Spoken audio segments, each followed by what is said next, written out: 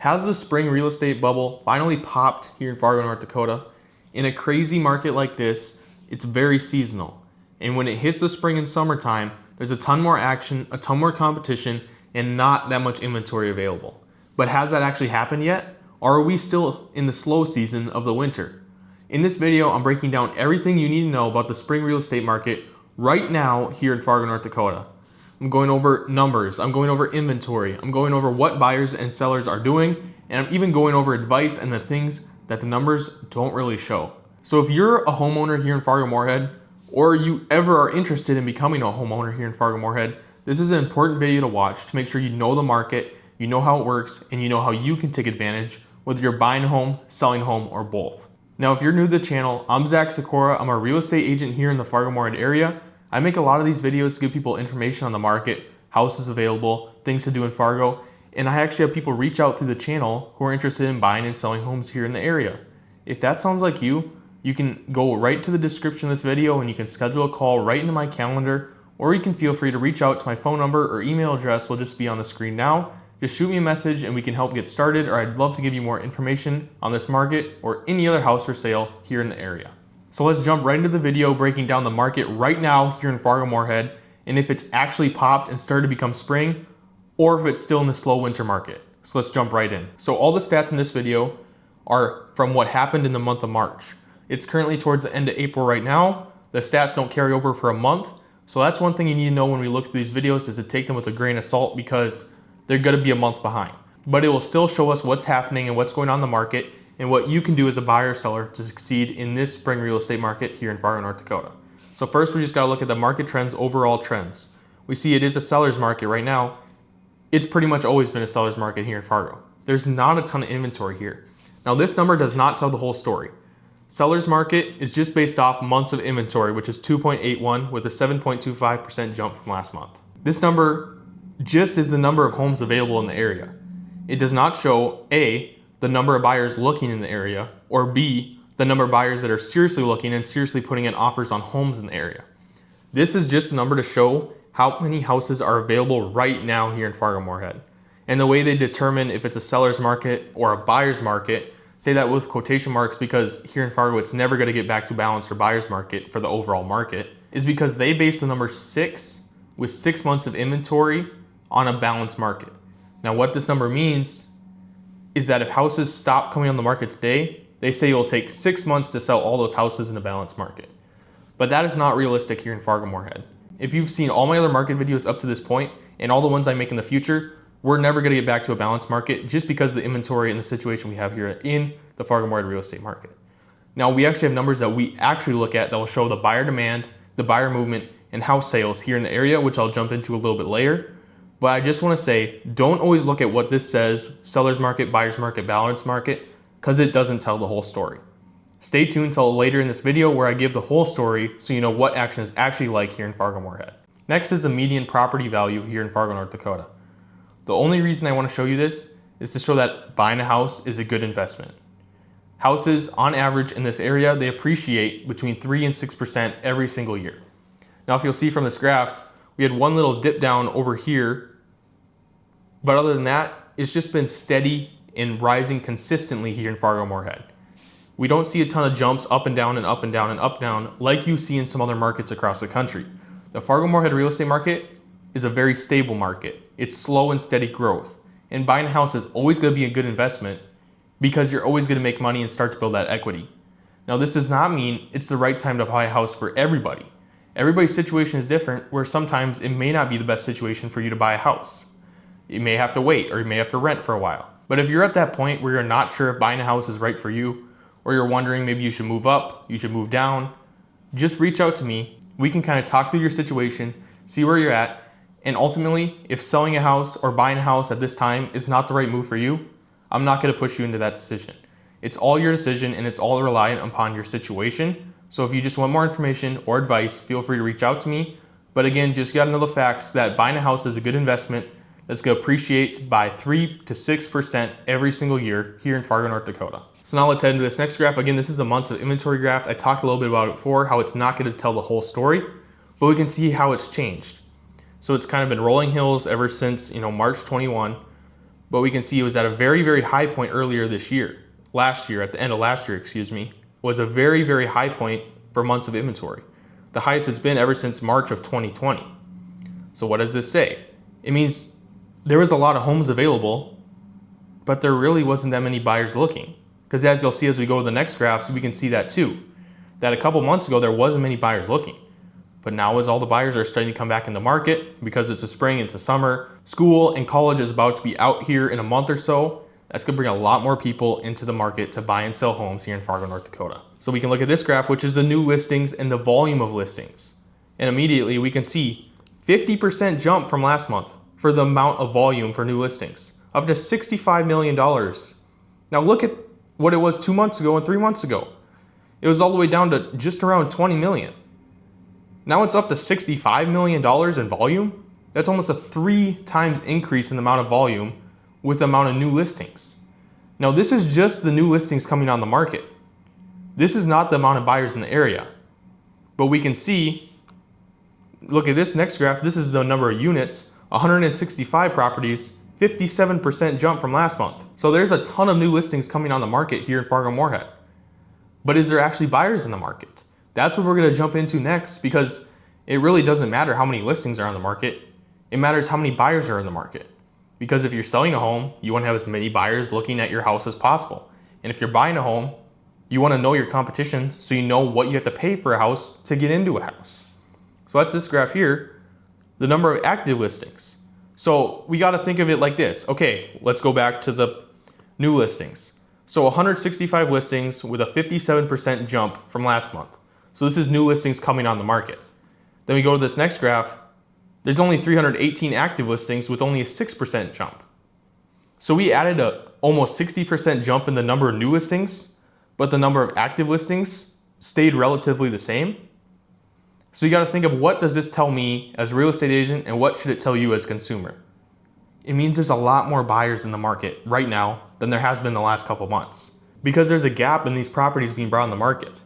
We can look back again, 165 with a 57% jump in new listings, but only a 6% jump in the number of active listings.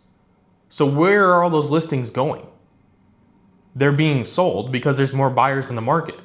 So that is what you got to look at to know if there's buyers in the market or not. And the buyers are out. It's spring season and spring's here already here in Fargo-Moorhead. And then we can look at this too, the number of new pending listings. Of course, this number is up because if we can look back again to the last 2 graphs, we saw there's a lot more new listings, but the total number of active listings stayed relatively the same. So there's those gap in the listings that they had to get sold or they had to leave the market, which is what happened. We can see a 23% jump in the number of new pending listings, which is listings that have got an offer on it, they got through inspection and now they're pending. So we can see a 23% jump in that. Then we can look at the sold listings too. 87 sold listings, up 27% from last month. Last month was super, super low for the number of sold listings, getting low below 50, but now it's up to almost 80, 90. So the number of sold listings is going up, the number of pending listings is going up, the number of new listings coming on the market is going up, but the number of total active listings is staying the same. So what does that tell you? There's a lot more buyers in the market and a lot more buyers looking. So for buyers and sellers, what do you need to do? Buyers, get pre-approved early. Know what you can afford and be ready to go in strong, because as you'll see as I go later in this video, you'll see what listings are selling for. They're selling for close or even over ask price here in the area. So this doesn't mean you need to go and offer over ask price on every house you look at. You just need to be serious when you're looking and know that if you don't go and look at a property and buy the property, someone else might. Or you don't need to dilly-dally because someone else might come in and snag that property before you can get it under contract. So just move with quickly and move with efficiency. Don't move too fast, but be smart when looking to know what you're looking for, and when you see it, go get it. Then with sellers, the number 1 tip I have for you is to make sure you price your property correctly. You may see all this buyer action in the market, all these new buyers in the market. You think properties are selling, they're selling quick. You'll see the days on market later in this video. So you might think you can push the price a little bit, go a little bit over what your property is worth. This is gonna kill your buyer demand as a seller. You need to price your property correctly. Because if you think about it, if you price your property correctly, The ideal situation for you as a seller is to have more than one person interested in your property. Then you get a bidding war. You get more people putting more and more money on the table to get your house. That's ultimately what you want. So you don't want to overprice to knock out all those other buyers from looking at your house. You want to price it right at market value so you get the most amount of buyers interested and the most amount of people looking at your house and bidding on your house to make sure you get the most amount of offers possible. Now, if you want to see what I can do for you as a seller here in this market, check out my free seller's guide down in the description below. I also have a free buyer's guide and a free location guide to this area. These guides are important just to give you more information about what the area is like and what my process looks like to help you buy and sell a home. Because buying and selling a home is a huge decision, and you want to make sure you're informed and you know what's going on throughout your purchase. So check out all my guides down in the link in the description below. Next, this is the number of active listings with their median days on market.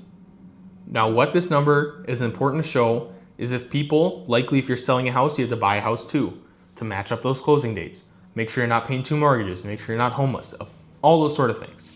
So the median days on market is currently 54. Now, you may seem like a lot, but we can look at this jump. 37% jump from last month going down. And we can see it every single year too. Like I talked about earlier, it's a very seasonal market. So when it gets in the winter and early parts of the year, it gets really high, days on market, not much selling, not much action. Then as we get to spring and summer, it gets really low. April last year was super low, down to 30. Then this year, in March, it's 54. And I'm willing to bet you in April, it's gonna go lower again because there's more buyers looking. Because you gotta think, there's more buyers looking in the market, more stuff coming in the market, more buyers buying those listings that are coming on the market. They're gonna get sold quicker, and that median days on market is gonna go down. And you gotta think of the averages too. So from the point when someone writes a contract on a house, a purchase agreement, to closing, on average is like 45 to 60 days. Sometimes it gets low to 30 days. So it's right in that average. The houses are going quick once they come on the market. So again, this goes back to what I said for buyers. You got to move efficiently and quickly to make sure you get into the house that you're looking for. So we go next. Again, this is important to show what houses are actually selling for both buyers and sellers. 99.31% sold the list percentage. So if a house, easy way, house is listed for $100,000, sells for $99,300. Now that's right at list price. And routinely, depending on the price range, this can get over 100%. We can see it's even got over 100% in the past. So with numbers like this, it's important to realize, again, just know the market for what you're doing when buying and selling a home, or if you're considering buying and selling a home. These aren't numbers to scare you or to force you to make a decision or to force you to move, but these are numbers to inform you so you know what's going on in the real estate market. So when you do ultimately decide to move, you can make the best decision for you possible. Next, I want to take a jump into one section of the market where I've seen a ton of activity and I've seen a ton of buyers and a ton of competition here in Fargo-Moorhead. Now that market is everything from around 220,000 right up to 300,000, 350,000. This is the first time home buyer price range. There's a lot of activity in this price range and there's a lot of action and a lot of people looking to buy a house. Next, I want to jump into one section of the market where I've seen a ton of activity, a ton of buyer demand, and a ton of sellers selling their house really, really quick. That market is around $200,000 to $350,000. This is the first time home buyers market. So there's a lot of first time home buyers in the area, but there's really not that much houses that are good for first time home buyers here in the area that are affordable and with low taxes. So those houses, they go quick. And as you'll see as I jump into these stats, there's really nothing available and there's a lot of buyers looking. So let's jump right into those now. We can see months of supply. We remember back to the months of supply of the total overall market, it was around 2.8. But look at it for the first time home buyer market, 1.9 months of inventory. And we can see this is actually up from the last couple of months. This number of months of inventory can get really, really low, especially during the spring and summer season when there's a lot of first time home buyers out and a lot of people looking for houses. So again, you just got to know this. If you're looking in this price range or thinking of buying your first home here in the area, there is a lot of competition. You may not get the first house you write an offer on. You may be looking for a little bit longer. So you just got to plan for these when looking for a house here in Fargo-Moorhead. Then we can go to the next graph. Which shows this was the months of inventory for the overall market. 2.8 months of inventory compared to 1.9 months of inventory.